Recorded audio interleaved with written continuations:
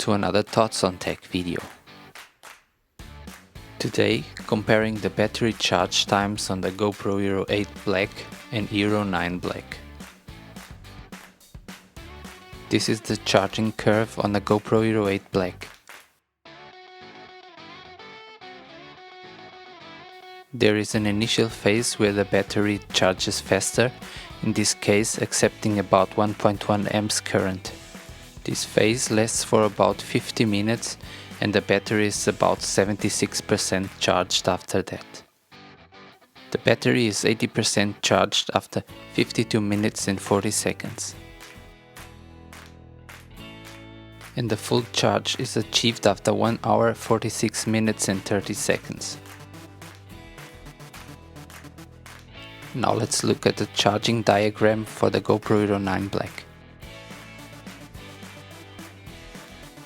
In the fast charging phase, the battery receives above 1.4 amps current. This goes for 47 minutes and the battery is 69% charged after that. The 80% are achieved after 55 minutes and 30 seconds. The battery is completely charged after 2 hours and 8 minutes. This is 20% longer than on the GoPro Hero 8 Black, but the battery on the GoPro Hero 9 Black has also 40% more capacity.